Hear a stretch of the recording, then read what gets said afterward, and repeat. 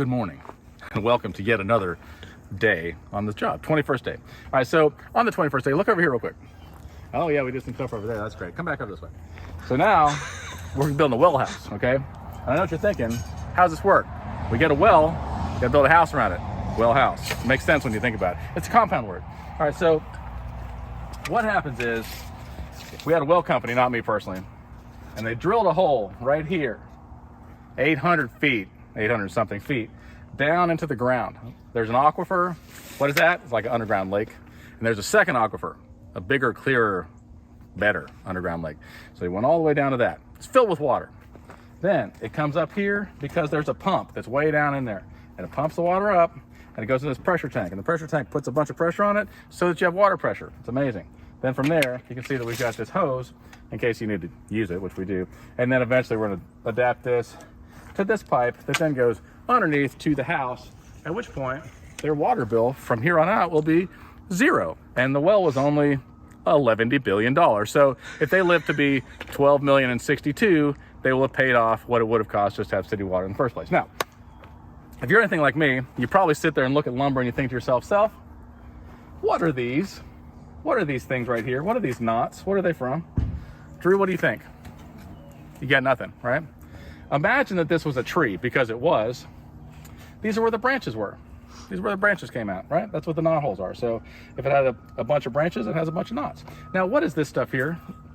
And I used to work in a sawmill. This stuff is called Wayne, but what it is imagine this was a tree, and this is where the bark was. This is inexpensive lumber. That's why it still has that showing, instead of like, you know, good grade lumber that you're like, oh, it's flawless, like this. It's perfect. Now, not everything in life is perfect. I think it's important to note this. People ask me a lot because I travel a lot and I know a lot of people. They're like, who's your favorite person and what's your favorite place to travel to? And my answer is, every place has a beauty of its own. Even if you're like, that's ugly, you're like, there's still a lesson in that. There's still some beauty in that if you look. And if you do, you'll go, there it is, that's the beauty. It may not be where you want to live, but it's still, there's a certain beauty to it. And every person, even if you look at them, you're like, oh, you're repulsive to me. There's a beauty to that person that you're like, you know what? I see this. I see that there's a beauty to what you are and who you are, and there's a lesson in life for me. And sometimes when we get close to the unlovely things and the difficult things and the harder choice, that's where God's lessons are for us. Because if it was easy, if you're like, hey, you want to be rich? Everybody's like, yes. Hey, you want to go look at the beautiful person? You're like, yes. You want the easy life? Yes. You want to sit on the couch and do another thing all day? Yes. No lesson in life there. Hey, you want to do the hard thing? You're like, not really. You want to go be by the ugly, dirty, smelly people? You're like, not even a little bit. Like, that's where life's lessons are. That's where life's blessings are. Learn that. Do some hard stuff. It'll make you a better person. 14 minutes later. All right, so we got the roof framed up. We got the whole thing framed up. You know, it's been really quick. All right, now I want to show you guys something that's about shear strength. So right now, everything is basically perpendicular to each other, right? So it's this way and then this way. So it's perpendicular. And when you have that, you look and you go, that seems pretty solid, right? Incorrect. Look what happens. You see the wobble? That's not good. That's not good. This isn't nailed yet. This is still sitting here. Okay? It wobbles a lot. How do you fix that? First of all, you can get a 45. That's a 45-degree angle for those of you that don't understand what I'm talking about. You put that on there, nail it, that'll lock it in. But you know what's better than a 45, Jimmy? Shear strength. Shear strength is correct. So if we were to take this piece of plywood and nail it all over, all of a sudden it locks into place because it can't go back and forth because this thing gives it strength. Allow me to demonstrate. Now, first of all, when you frame something up, there's no plywood on any of this, right? So it's all just like, I hope it's level, I don't know. But we nailed the bottom already, so we got something solid on the bottom. That's gonna not move. But this wall here can. So come on over here, Drew. What we wanna do is get this to where it's level so that that board is on there right, and it is. So.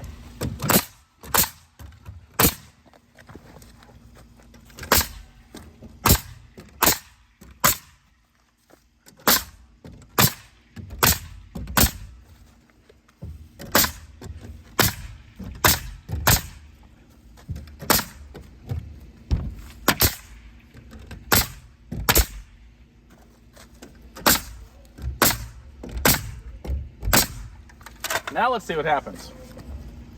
Oh, it doesn't move anymore. Now, once we do that all the way around, it's gonna magically be like tight, and that's what we want. It's also called wind bracing. Now, a lot of you probably have handicaps, and let me describe what I'm talking about, okay? Sometimes, if I'm nailing, you probably notice like, man, he just got all those studs, which I did, and yes, thank you. I do this a lot. I've nailed probably, I keep track, 12,486,612 nails so far in my life, just with that gun, and I've had it for a week. All right, so, sometimes I have a handicap. And Jimmy, you and I were talking about this earlier, I think the day before yesterday, that some people make the same mistakes over and over and over and over again. And you're like, bro, don't you want to get better? Don't you want to like not make the same dumb mistakes? Don't you want to like figure out like, hey, I'm off by this much and make the adjustment so that you're right?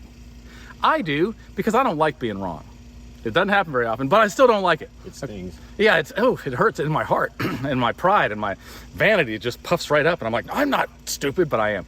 All right, so one of my many handicaps is that if I think, okay, here's the stud, and I'm gonna follow this line and it should be right.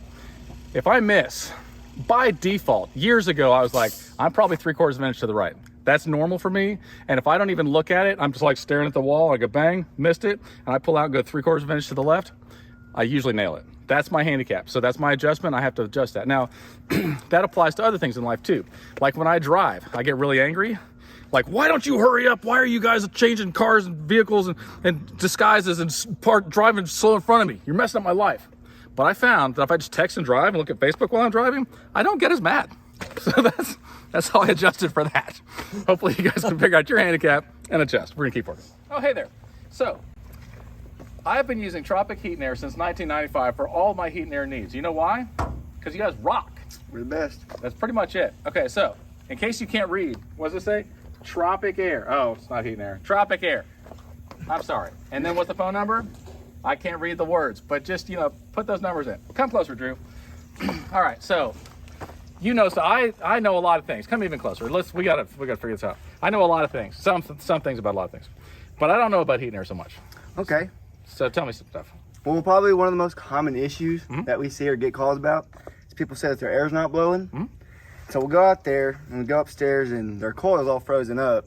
And it gets like that because you're supposed to change your filters every 6 months. And if you don't, it gets all clogged up. And so air can't go through there. And that's bad. Oh, it's bad. It's real bad because the refrigerant just gets trapped in that coil. And the cold air just builds up and builds up. So eventually you're just gonna have a block of ice sitting in your unit and you're not gonna feel anything. How do you fix that? All you have to do is turn off your unit if it freezes up and let it thaw out, and then the next day change your filters as soon as you can, but sure, yeah. Next day you just gotta let it thaw out and then turn it on once all the ice is out. And that's all. That fixes it. So what you're saying is that somebody could just simply change out an inexpensive filter that costs a few dollars, or call you guys to tell you just let it sit there and then change out your filter. Be like, look, you're gonna be stuck. $75. $75? Well, that's actually pretty cheap. I wouldn't come out to your house for $75. I'm a mean person. I'm like a $3 million minimum just to come look at it. Hey, $3 million. Your time is more valuable than ours. Clearly, I have very, very valuable time. I've got so little of it left. I'm like, whatever the price, I'm short to this earth somehow. I don't know how short, but short, right? All right. So you got any other advice? I mean, that's really good advice. Now, does the human body have any filters? The kidneys. Kidneys, that's a good one. Yeah. What else? Liver. That's the only one I know of. Your nose hairs. Oh yeah. Right. That's a good filter. That's your air filter, right? So that's kind of like your heat and air. A little bit. Yeah, because you're like, hey, I need this to breathe so I can have oxygen for my body. But you're like, you know what? I don't change my filter, so I just got this clogged up nose. I think your whole body's kind of a heat exchanger. It kind of is. Yeah. Like if it gets too hot, then what happens? It's like, cool down. Yeah. By how? Sweating. That's good. Yeah, that's good. It's like there's some intelligent design. Yeah. That's why dogs pant, because they can't sweat. Yeah. That's why pigs roll in the mud, is because they can't sweat. I didn't know pigs That's can why I sweat. do it too. Yeah. I can sweat. Yeah. Well, and you're just a pig. It's just so comfortable to be around. Yeah, when people say I'm sweating like a pig, I'm like, so not at all, because pigs don't sweat. They just roll around in the mud. Yeah, I never thought about that expression like that. Bro, there's so many things I know that are dumb. Anything else you want to give advice about heat and air? Try to think of some good ones.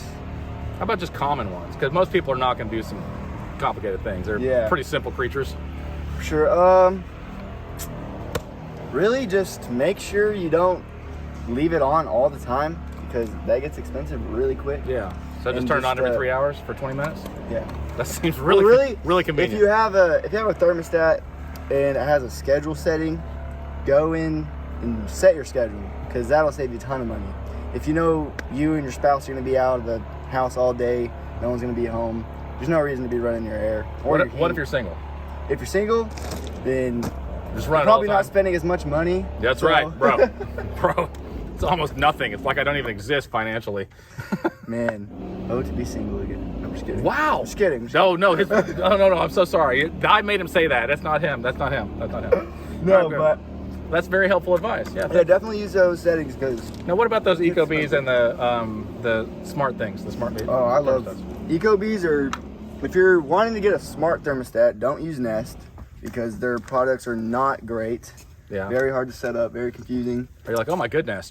Yeah, oh my goodness. Couldn't have said it better myself. But yeah, the EcoBee stats. Yeah. Those are the ones you want to get. Those That's what I got in my house. yeah, you have got the app on your phone. Oh, yeah. and you can It's control easy. everything just From anywhere in the world, I can be like, what's my temperature upstairs? Let's change that. Let's just turn it off. From anywhere in the world, I could be like, I'm over here in Africa. I'm like, as long as I got Wi-Fi, I'm gonna check. Yep, I'm gonna turn that off.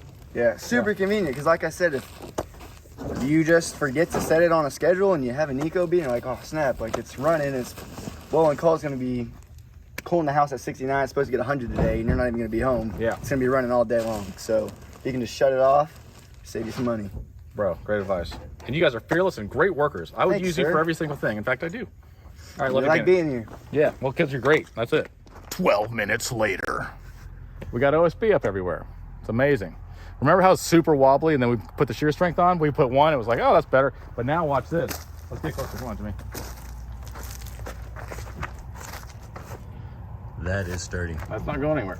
That's pretty solid. It'd take a truck to move that. Well, yeah, probably maybe a really large truck. Yes. Or, I don't know, something big, like a tornado truck. Yeah. Tornado trucks are bad. That sounds good. Yes. Now, I don't know if you guys ever get this way, but sometimes I feel empty inside, like in here. And then I start getting irritable. I maybe get like a little bit of a headache and I'm like, oh, what's the matter with me? And I don't understand my body yet because it's still pretty new. I'm very young. Yes. And I'm like, you know what? Food sounds good. I want to do my part to end world hunger and feed my own self. I'm actually going to feed me and my crew because, you know, I'm not a monster. But, yeah, I'm going to do that. And I think that you guys should take this opportunity to feed yourself and do your part to end world hunger as well. So we're going to go. Literally 7 minutes later. Okay, so we got the siding up all the way around. It's really hard. We also got this door in, and then we hooked the power back up. I had my electrician come out and do that. So anyway, I was thinking about having like a sub-series to John Works Too Much that's called, Did You Realize That You're Not the Only Person in the World? Okay, now let me tell you who I'm talking to. Today, I mean, it's going to be like literally everybody by the time I'm done with this, but let's just say that you're driving on the highway or anywhere, and you're in the left lane. I'm gonna go ahead and tell you shouldn't be there. It's a passing lane, that's all it should be. It should be like your car has a magnet that pulls you to the right. If you can be on the right lane, be in the right lane. Even if you're doing 150 miles an hour, get over to the right as quickly as possible, unless you have to pass somebody, and then you pass them and get back over to the right. I do it, and I drive really fast. Here's what I found out. There's some psychology to this, right? With people like, how do you not get tickets? Well, first of all, I've gotten a ton of tickets, probably $30,000 or something. That's a lot, whatever it is. Anyway, the moral of the story is, there's a psychology to driving. Everybody has been conditioned to feel like they're breaking the law all the time and that they're criminals. The justice system makes us feel like we're all doing something wrong at any given time. Like we might have a taillight out and not know about it, and so we should be in prison for the rest of our life or some stupid thing. So anytime somebody sees a cop, brake lights everywhere. People are going 15 miles under the speed limit, 30 miles under the speed limit. They hit their brake lights like, oh no, there's a cop. What am I going to do? You're like, well, hopefully you're going to speed up because you've been going 30 miles under the speed limit. You're driving me nuts, right? So if I'm just driving along and I wait to see a bunch of brake lights, especially near a bridge, there's probably a cop there. If everybody's just cruising along and I can see cars and nobody's hitting their brakes, probably not a cop there. Anyway, the moral of the story is everybody thinks they go fast. They don't. You know who goes fast? Me. John goes fast. You know who doesn't go fast? I'm gonna say it, taxi cab drivers, 18-wheelers, any government employee, all right? Anybody who's basically making hourly wage to drive around, probably not gonna drive fast. They're like, what's the rush, man? I'll get paid the same either way. I got stuff to do, okay? So please, there's about 7 of us that have other things to do because we've completely ignored COVID and the whole pandemic. It's probably our fault that you're all dead now. And I don't even care because I hate old people. That's why I'm not wearing a mask during this video. Anyway, we want to get somewhere. And when you lock it up and then somebody else comes and locks it up, I'm like, oh. And here comes the title of the thing. Do you realize that you're not the only person in the world? Get out of the way. 7 minutes later. All right, so we got some soffit up. This is soffit. So soffit is the ceiling on the outside of a building. So we obviously still have to put trim and caulk and paint, but way more better than it was. So that makes us happy. We also built that whole well house today. What else we do, Mike? Oh, we got fascia out on the outside of this. That was sketchy, but you know, we survived. Yeah. Here, I got your back.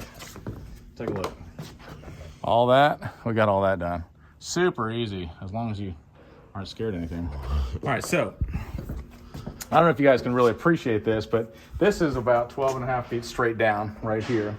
And for whatever reason, Mike and Valerie don't want to have any rails at all up here or on that loft area looking down at the house. They said, no rails. They said, we don't want to have any kind of boundaries because boundaries are stupid.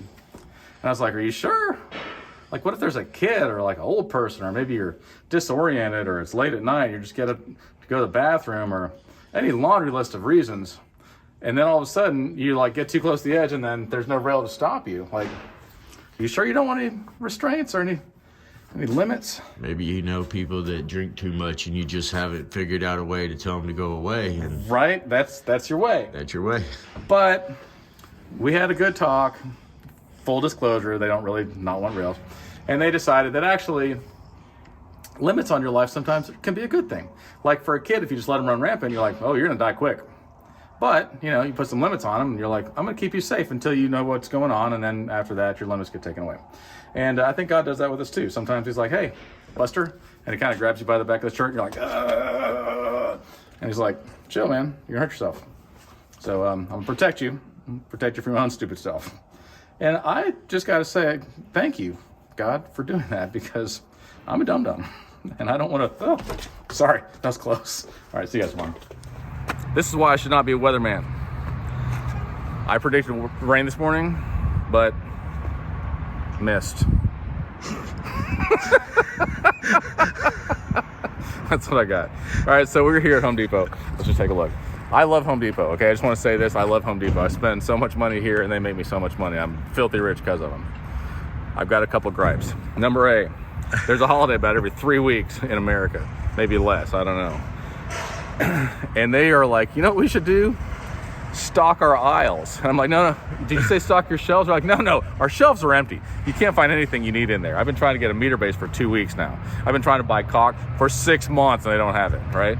But they got 58 barbecue grills right in the aisle, so I can't move my cart down the aisle. Ugh. Stock your shelves, don't stock your aisles. I know impulse buys or whatever, but look, hon, we're not here to sell gardenias to old Mrs. Thompson or something like that. We're here to sell a bunch of lumber to me so I can build a house, right? Word. Oh, hey there. So, a lot of people ask me, how can we cut lines so straight? I'm like, I don't know. You just follow the line. Not that hard. So a lot of people are like, John, your head's in the clouds. I'm like, well, if we're being accurate, my head's in a cloud. And it's this fog that's all around us this morning. I don't know if you guys had to drive through this. We had to use instruments to get here. I was like, I can't see nothing. I'm driving by faith, not by sight. I mean, most of the time I'm looking at my phone anyway when I'm driving, like, not like this, but just like this. In fact, look, I work a lot. I work too much, obviously. But I feel like I'm kind of over it. Jimmy, how do you feel? I'm completely over it. Yeah, you know what? Over the first floor anyway. This will be the last day I work the rest of this year. I'm done with it. So there. Now you guys know, I quit after today working for the rest of 2021. That's it. This is the last time working. I'm gonna get back to work. Hey there. So this will more than likely be the last video I make this year. for John Works Too Much. I'll probably make some videos tonight because I'm going to see my friends play at Ridgely Metal Fest because I'm friends with Lockjaw and Element 80. So I'm going to go hang out with them. And I might make videos because, you know, I do that. But this is the last one I'm going to make while I'm working construction this whole year. And that's because it's New Year's Eve. I'll see you guys tomorrow. I mean, next year.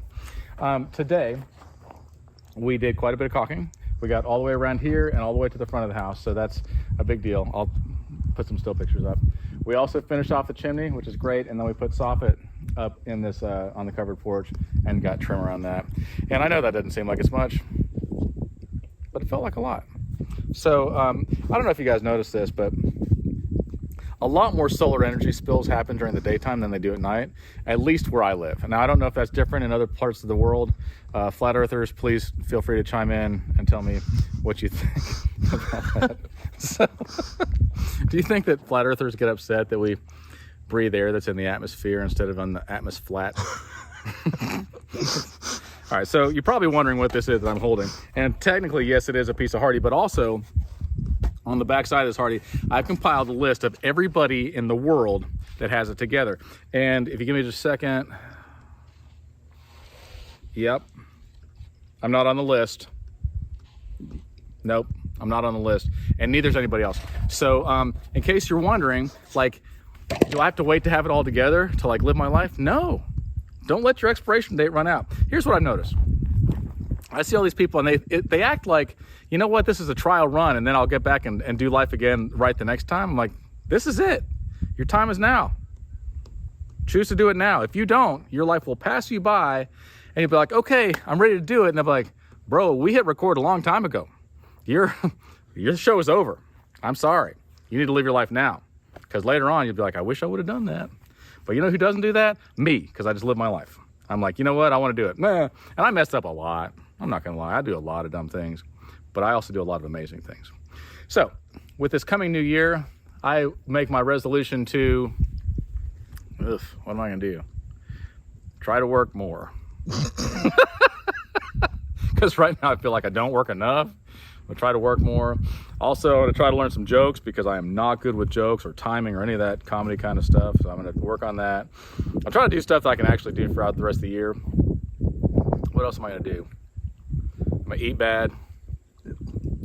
Not sleep enough. Get up early. Yeah. Stay up late, get up early. Probably have another year of being single because look at me. I asked Siri, like... You're single? Yeah, first of all, I said, Siri, why am I single? And she's like, well, first off, this is Alexa. And then secondly, she turned on the front-facing camera, and I'm like, makes sense. That's wrong, man. If I ever do get a girlfriend, I'm telling you what, like, it's probably not going to happen. But if I ever do, I'm never going to get her eyes checked. I mean, I've never taken her to the eye doctor. I don't like glasses. Yeah, just don't wear any of that contacts, glasses. No, LASIK, absolutely not. You look better than sunglasses. Because the moment that she gets it, she'll be like, ugh, you are ugly. Not just in your outside, but your insides and everything. You're just ugly. You got an ugly heart. Too hard if she's seeing your insides, John. You're ugly. Your heart is black like my soul. I don't like it. So I think I'm going to take this opportunity to tell you guys, when you're texting somebody and that person works a lot, and then you text me some nonsense, right? I don't know, what are you thinking about right now? And I'm like, is it an hour that I would be working? Which means anytime that the sun is up, or probably before and after that the sun is up and it's not a Sunday, I'm probably working. So if I give you a fast response, you're welcome that I gave you a response. You don't have to validate that by saying okay or a thumbs up or a smiley face or anything like that, because I'm up somewhere dangerous. And when I hear honky tonk, because that's what my text messages sound like. And I'm like, la-di-da, I'm just gonna get up here and honky tonk. I'm like, ugh. And then I respond, and then somebody's like, honky tonk. I'm like, please, just don't. It's not that I don't love you. I do love you. In the evening is fine. Not too early, not during the daylight hours, in the evening. I'll still respond, but you know, be respectful. Also, if you're a girl and you're like, I just think that John might like me, I probably don't even know who you are, first of all. And secondly, if you're like, I wonder if he's going to ask me out. No, you're going to have to, like, first of all, put down some kind of deposit or let me know you're serious, because I don't know. I mean, I am dumb. You would tell, the entire world would know and I wouldn't. I'd be like, well, nobody likes me. So if you're like, hey, I want to go out, John, say something. Get up on him. Yeah, see something, say something. Otherwise, I will not notice. And I'm a jerk, but I'm real nice. All you gotta do is say, hey, you wanna go out? I'm like, yeah. He likes it when you lick his face. That's weird. Look at the rest of your ear. Oh, that's embarrassing. Just sitting here spinning my hammer. Thinking about the new year, the old year, all that stuff. I took the rest of the year off, and a couple hours later, here I am. New year, same work. All right, I love it though. I wouldn't go a day without it. Sometimes a day. All right, so I want to show you guys something that, you know, maybe will help you out. These nails we're trying to pull out are Helix nails, and let me show you what that means. It's like your DNA strand, but a lot different. So what that means is they're twisty like this, see? So they're really difficult to get out, and they grab hard, okay? Now, let me demonstrate about leverage and what this means. This is a good hammer. It's a man's hammer. I've had this for a long time, and it loves me, and we cuddle at night and stuff. I've knocked these nails the other way. If I try to pull this out, I can eventually get there, but it's difficult. Now, what happens if I put some leverage there? Allow me to demonstrate. The exact same nail, right? Oh, dang it, came right out. Leverage is important. Now, sometimes I tell people that, like new helpers or whatever, and they look at me like, John, you don't know nothing. I'm gonna keep doing it the same dumb way because I don't know. I just won't listen because I'm a stubborn mule. I'm like, all right, that's fine. I tell these things to people about construction stuff and they don't listen, but I also tell people stuff about real life and spiritual stuff and they still don't listen. They're like, I'm gonna do it the same dumb way. I'm like, or hear me out on this, try it and see if it works. And sometimes a light shines down from heaven and I'm like, oh, a praise report, right? And somebody took good advice and then went with it and then got good results. And then I hear about it, I'm like, oh, this warms my heart. Now, I can't give you any details about who these people are, but I've known about this situation for quite some time. And some friends of mine have been good friends for decades, right? They grew up together. And one of them betrayed his friend's confidence and he lost his marriage over it. And it was devastating for the one that lost his marriage. And a lot of years passed where they weren't friends and they probably held some bitterness and probably said some mean things and probably hated each other. But another friend of mine came and helped to reconcile that relationship. He encouraged them to be friends again. And then they decided, you know what, I think we are going to be friends again. And one of them, the one that had been betrayed, called the other one. And he was thinking, I've been the one that's been hurt this whole time. And he called his friend, ex-friend, now friend again. And his friend was like, I've been waiting for this moment for years. Thank you so much. I want to talk about this. I want to apologize. I've been carrying this weight around for so long and it's just killing me. I want to be friends again. I'm so sorry. And then he forgave him for a very difficult thing. And now they're friends. And this warms my heart. This is the kind of thing that life is about. Making restitution, restoring friendships, being kind to one another and forgiving. Because it sounds real good, like, oh yeah, you know, I forgive them, but I still hate their guts. But it's another thing to be like, I forgive them and I'm gonna be their friend again. Now this doesn't always work, okay? I understand there's people that on the other side, they don't want your forgiveness. Forgive them anyway, because you got to relax that hatred muscle, and then you realize when I forgive somebody else, that's a gift I give to myself. That's right. Right? Because when you hate somebody, you are punishing them for what they did, or you're punishing yourself for what they did, Yeah. and you're better than that. So, you know, if you've got something against somebody, I say take this time to forgive them. It's important that you lose weight and quit smoking and all the things that you are going to do for your New Year's resolutions. It's also really important that you restore relationships, okay? Far more important. In fact, the Bible says, and Jesus said this, that if you're going to the altar, if you're going to church, and on the way to church, you realize, I've got something between me and my brother, and that's a spiritual brother, that's anybody, right? Sure. Stop going to church and go make it right with that person and then come to church with your offering. That's what he says. Mm-hmm. It's that important, because if you say, I love God who you have not seen, but you hate your brother who you have seen, you're only deceiving yourself, right? for that. Make restitution. The thing is, you think this is going to be so difficult, and you're going to make such a sacrifice. And at the end of it, you're like, I am so grateful that I did this because now I have a friendship. I'm not carrying that bitterness in my heart, and I'm whole again. And that's what life's about. All right, we're going to get back to work because that's what we do. Oh, it's so embarrassing. You guys sneak up on me, and then I'm just pondering like life and things. If you're anything like me, you love your work, right? Now, when I was younger, somebody said, do what you love and you'll never work a day in your life. And I realized that the reason why they said that is because that career is not hiring. But, but I love my laugh track over here. But you can love anything if you just make the choice to love it, right? And then to be good at it, because it matters that you're good at what you do, no matter what it is that you do. Allow me to elaborate. Let's say that you're a waitress and you're like, I'm just a waitress. First of all, you're not. You're made in the image of God, okay? So that's, first off, let's don't reduce ourselves to what our job is. But when you have a waitress that's like, ugh, or looking at her phone, or, you know, your drink's always empty and she waits 15 minutes to get your order, and you're just like, you make my life more difficult, right? I love you just the same, but I feel like you're not really putting in any effort. I'll still tip you because I think it's the right thing to do. I think people making $2.13 an hour, for us to go, well, I'm not going to tip you, you're a douche. I'm sorry, you're a douche. Agreed. Yeah.